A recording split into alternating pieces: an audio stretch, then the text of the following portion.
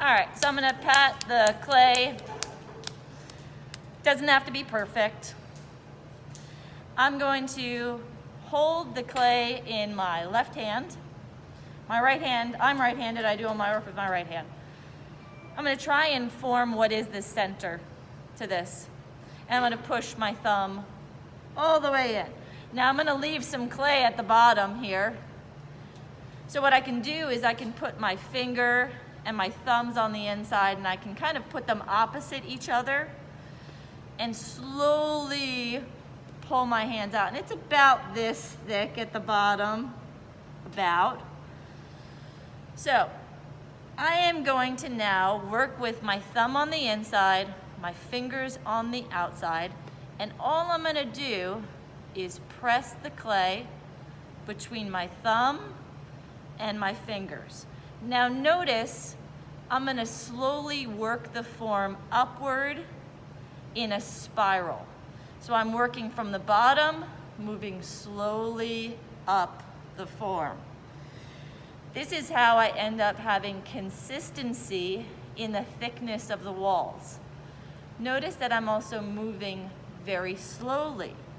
If I move too quickly, like here, here, here, here, here, here, here, just moving like this, I'm gonna have a very uneven wall because I'm putting pressure, then not. No pressure, pressure.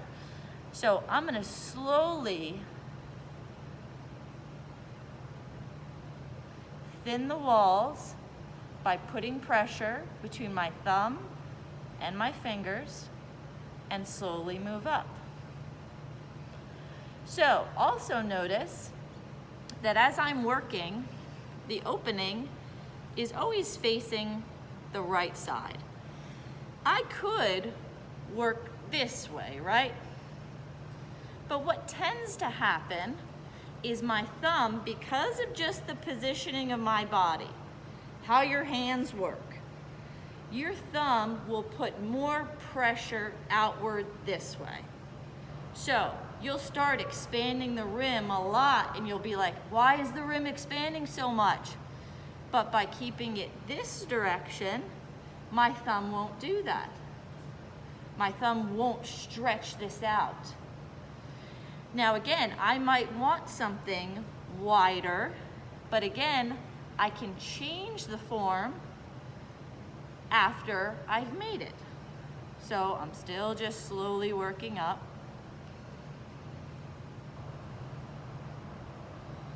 This is what I look like right now. This is what it looks like. It's not that pretty.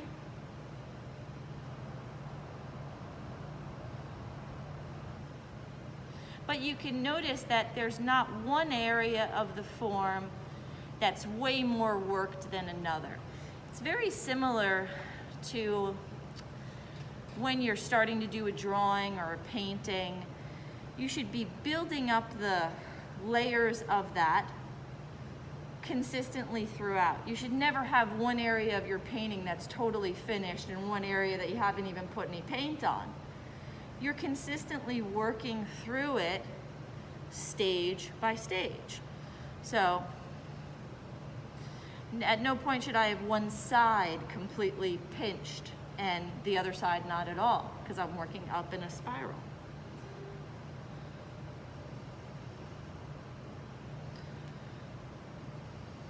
All right, so sometimes students get very upset because, I don't know if you guys can see that. See how like this little thing right there?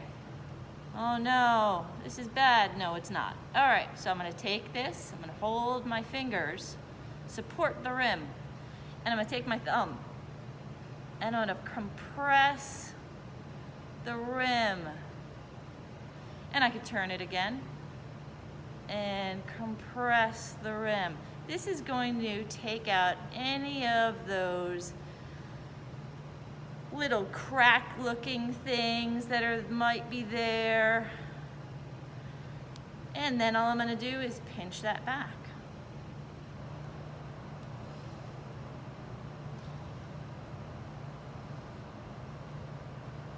All right, so now rim looks much nicer. Inside still looks a little bit weird. I'm not that happy with that. Shape of the outside looks a little bit wonky. So the last thing that I'm gonna do, this is always hard to show on video. I'm gonna take my right thumb and I'll put it in the interior bottom, very center of the form.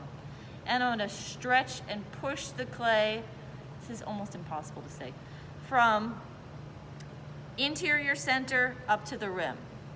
I'm gonna do this all over the whole piece. You're gonna be able to see a little bit. Okay, do you see where I did that and where I didn't do that? Not yet. Okay, I'm gonna do a little bit more. And I will walk around and show you guys this as well. I'm just trying to do this for the video. Why is it that you can't really? Okay, you see where I did that? See where my inside hands have pushed? So I'm gonna do that all over. This is gonna give my form volume. It's also gonna smooth the interior. I have a nicer interior now. More volume on the exterior. It looks pretty good. I'm pretty satisfied with this. Maybe I'll make sure all these little things are off of here. It doesn't need to be perfect because I have a lot of refinement to do in the leather hard stage. I definitely don't want to put this on my board right side up because I don't want to make this flat yet. I'm going to put this on my board upside down. It's not going to show. Upside down. And I'm going to start letting it set up. Believe it or not, after it is set up, I can even expand it even more. I can change the form a little bit more. So even before leather hard, I'm going to be able to work on this again. It's really kind of interesting when you see how the material will be different in every single stage of dryness.